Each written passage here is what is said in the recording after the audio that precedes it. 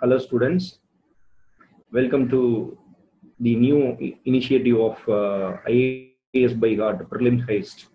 So in this video we are going to discuss about the top 10 important questions for the Indian economy for coming prelims examination. So we will discuss the questions by one.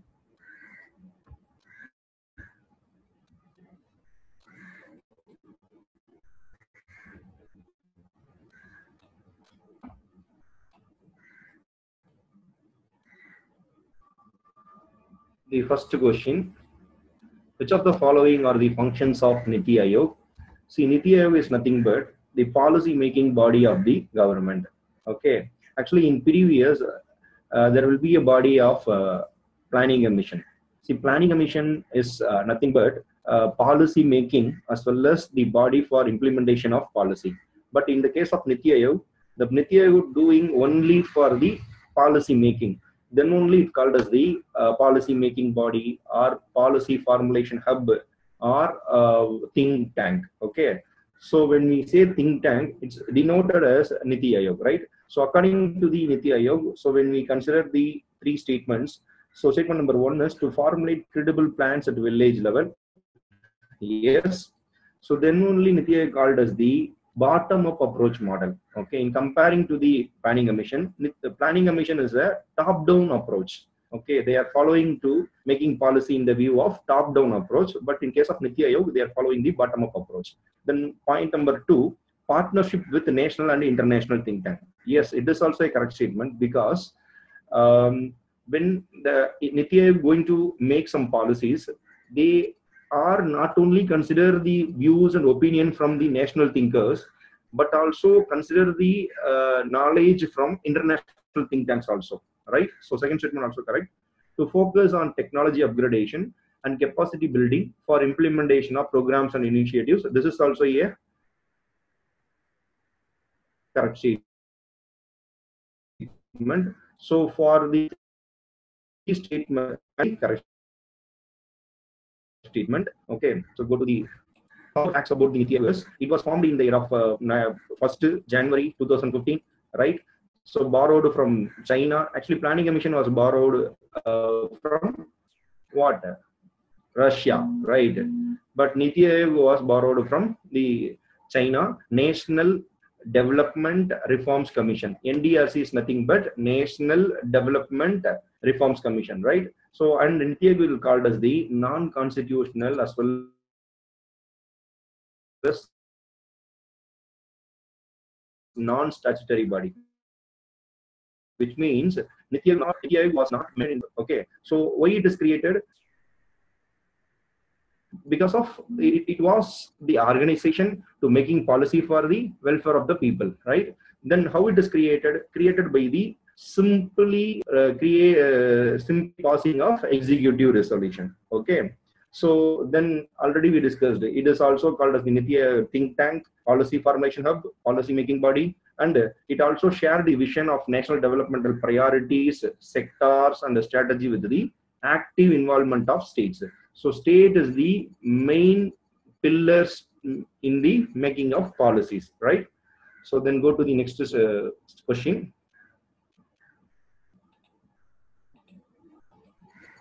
So second question, consider the following statement. Consider the following statement with respect to inflation. See, inflation is nothing but price rise. Okay. So inflation is nothing but what? Price rise. Okay. So, so consider the following statement. Statement number one: an increase in the money supply without increase in output will lead to inflation. See, when the government or RBI to increase the money supply in the economy, it will create automatically demand in the market, right? And also it lead to the what? Inflation. See, inflation is nothing but increasing the value of the product. Okay, increasing the value of the product. Okay, example, value in the sense money value. Okay, when we consider the value of product, it might be decreased. Simply inflation is nothing but increasing the price of the product. Okay, So first statement is correct statement. Second statement, it acts as the regressive tax in the economy. Yes, actually in India, there are three types of taxation in the economy. So first one is progressive form of taxation. Second one is regressive form of taxation. Third one is proportional form of taxation. Okay. So when we following the direct tax, especially the income tax, so we following the progressive form of taxation. Progressive is nothing but when the person who are earning more money, he has to pay more tax amount to the government. Similarly, the person who are earning less money, less amount of tax to the government. This is called as progressive model of taxation. But in case of regressive model of taxation, when the person earning more money, he has to pay less amount of tax to the government. Similarly, the person who are earning very less amount of money, he has to pay more amount of tax to the government. So progressive and regressive is completely opposite. Okay. So inflation in such case will act as the regressive model of taxation in the case of low income groups. Okay. So in this question, first statement is a correct statement. Second statement is also a correct statement. So answer is C. Both 1 and 2 is the correct statement, right? So anyhow, some more facts about the inflation. So answer is C. So already told you, if the money supply increases, people will spend more and increases with a low income group and a person with a high income group. Okay. So we comparing the low income group person and the high income group persons. Example, they both are going to purchase the same product. So, but the extra spending forms a higher percentage of share in the income of A compared to the B, because A is a very low income group people, B is a high income group people. When both are going to purchase the same product, A has to spend more money comparing to the B, right? So then inflation is called as the regressive model of taxation, right? So this is the explanation for question number 2. Then go to the question number 3. What do you understand by the term Gobra effect? See, Gobra effect is nothing but actually the Reserve Bank of India governor mentioned recently the government and the RBI introduced some programs for the welfare of the people, but the program intention might go into the wrongly. Okay. Which means ஒரு program போட்டோம் அப்படின்னா அந்த program வந்துட்டு அதுக்கான benefit இல்லாம ராங்கா போறதுக்கு பேர் தான் தட் இஸ் கோப்ரா எஃபெக்ட் அப்படின்னு சொல்லி சொல்லுவாங்க. Actually this effect was experienced by in the British time period. Okay, so based on the cobra effect, so answer B is the right. It refers to a situation where an economic program with good intentions only managed to worsen it, but due to unintended consequences, right? So anyhow, let me see the clear-cut explanation. So Gobra effect was a phenomena observed in the during British period. The classical example of perverse incentives is nothing but example. I'm telling you some other example, not in present in PPT. Example, amnesty scheme, right? So tax amnesty scheme. See, the government introduced an amnesty scheme for the past taxpayers. So the present taxpayers thinks that they are not going to pay right now, because the present taxpayer thinks that the government might be introduce a new amnesty tax scheme for the future. So this is the Gobra effect. Okay, so the government will introduce a scheme for good purposes, but it might be turned into the wrong one, right? It's called as the Gobra effect. So go to the next question. With reference to the domestic systematic important banks, answer the following statement. See, domestic means within India, systematically important bank. Systematically important bank means actually these banks are very important for the growth and development of Indian economy. In case if these banks are affected, it affect the market and the economy also, right? Then only it called as the domestic systematically important bank. So consider the following statement. These banks are required to maintain additional capital requirements as mandated by the Reserve Bank of India. Yes, sir. Actually, normal banks, they have to maintain certain capital norms according to the Basel 1, 2, and 3, right? But in case of domestic systematically important bank, they have to maintain some extra percentage of capital requirements, right? Example, the leverage ratio for the normal banks is 3.5%. Normal bank leverage percentage is 3.5. But in case of domestic systematically important bank is 4%. Okay, why it is why the RBI to maintain extra 5%, extra 0.5% for domestic systematic important bank? Because this bank is important for the growth of economy, right? Then second statement, RBI is the domestic systematically important bank. Actually, this is not a correct statement because in India, in 2020, there are 3 banks to be considered as the domestic systematically important bank. So one is Reserve Bank, sorry, SBI, State Bank of India. Second one is ICICI. Third one is HDFC, right? So this is then the second statement is a wrong statement. So answer is 1 only, right?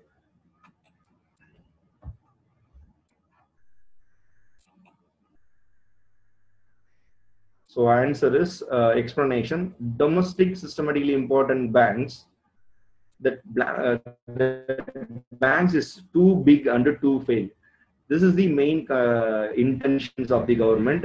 If the bank has too capital, it affect too badly. Then only it called as too big, too fail. According to the RBI, some banks become systematically important banks due to their size, cross jurisdiction activities, complexities, lack of substitute. Which means if the SBI fails, no one to replace the SBI, right? So lack of substitution and interconnections. Okay. So banks generally whose assets exceed 12% of GDP are considered as the domestic systematically important bank. Okay. So as I'm to SBI, DCI, HDFC. These are the domestic systematic important. Is there is any one bank to present in the global systematic important banks? No. Actually, in India, there is no one bank will listed in the global systematically important bank. See, in all over the world, SBI is the only bank in the top 100 list of banks. SBI in the position of occupied in the position of 55. Okay, so no one banks from India will present in the list of global systematically important banks. Okay, right. So we'll go into the next question.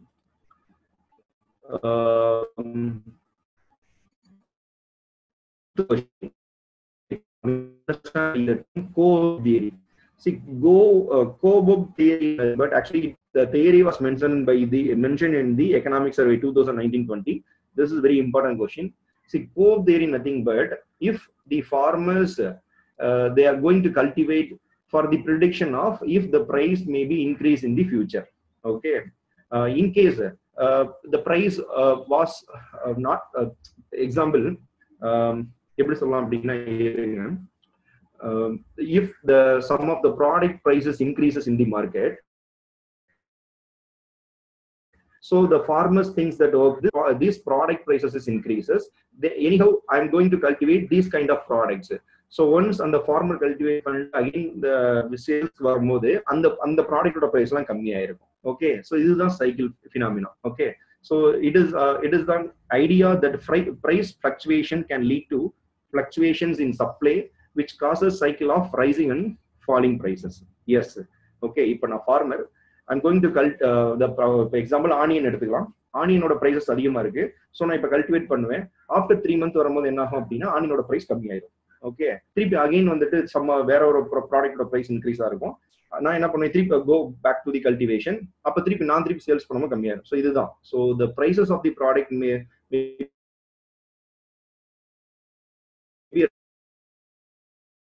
rise and falling. Okay, this is called as co-risk. Okay, so next, this is the answer.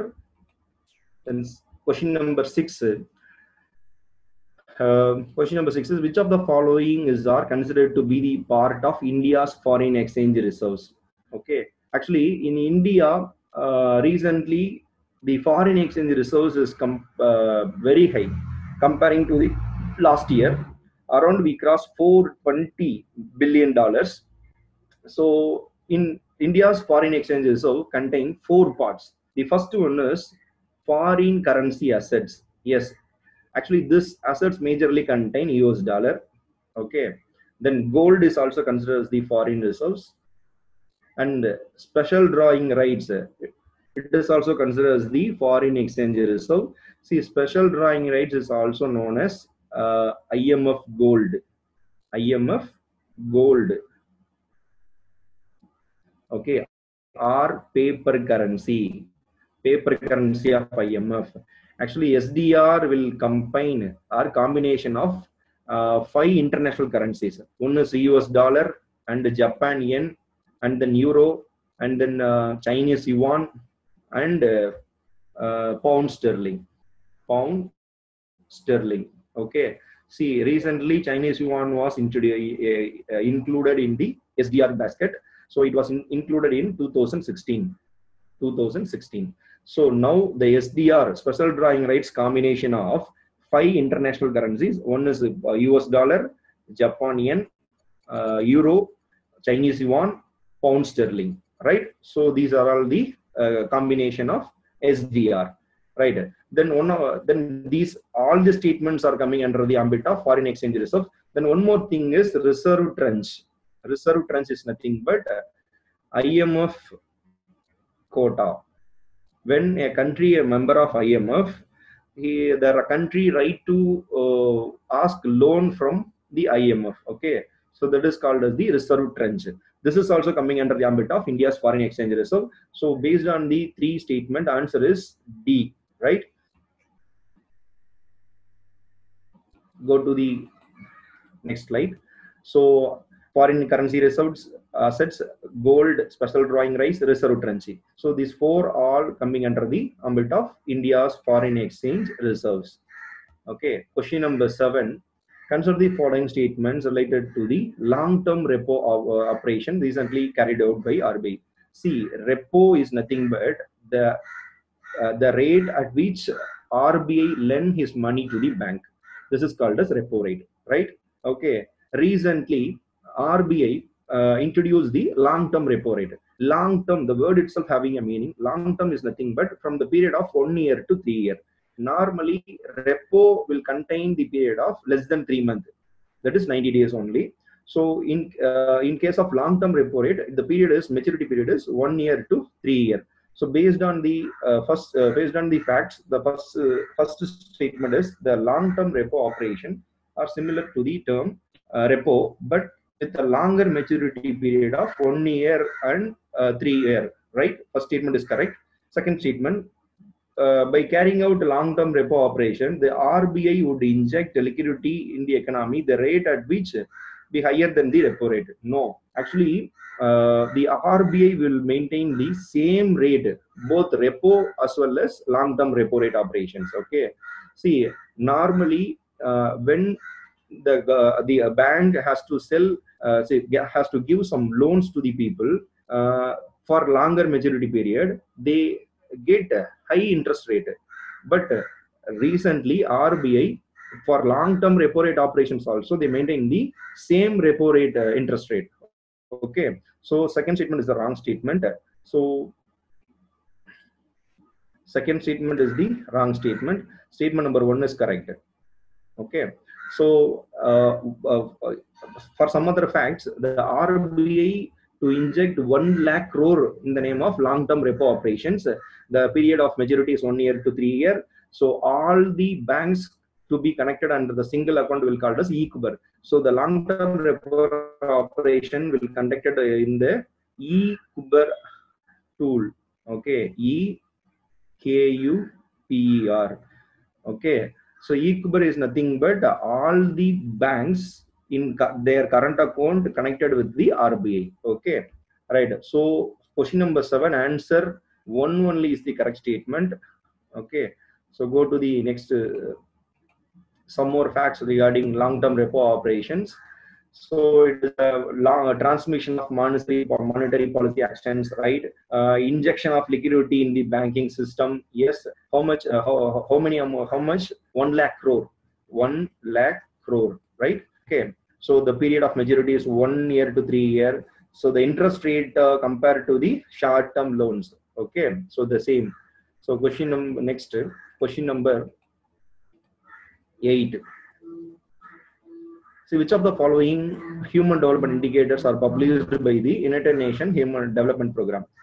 See, United Nations Development Program is one of the specialized organization for United Nations, right?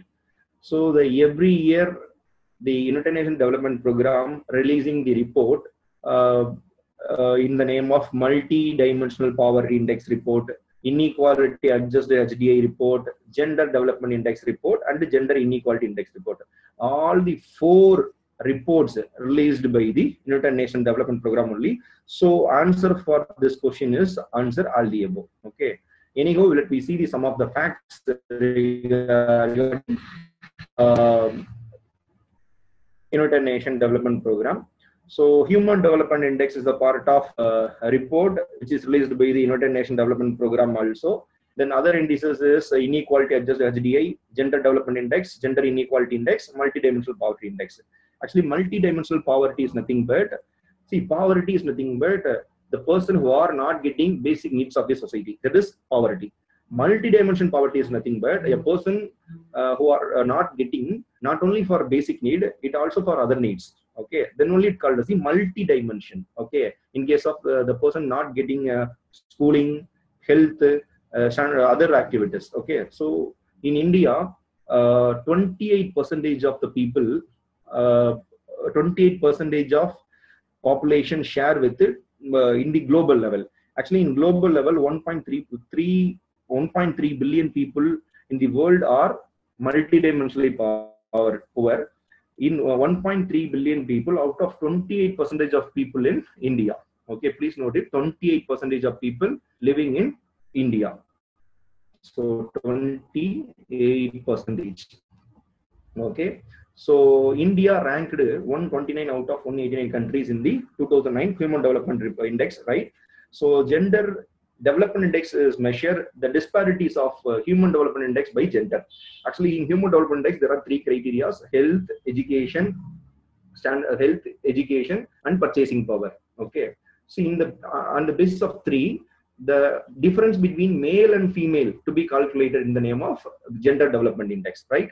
So, and Gender Inequality Index is present a composite measures of 3 different dimensions. One is reproductive health, second is empowerment, then third one is labor market. Okay. See, please go through these 4 factors. This is very important for the preliminary examination.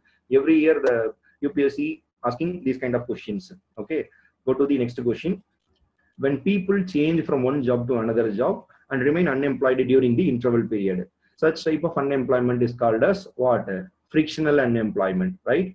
So frictional unemployment is nothing but the person moving from one job to another job during the interval period they got unemployed. Okay, so such unemployment will called as the frictional unemployment. So cyclical unemployment.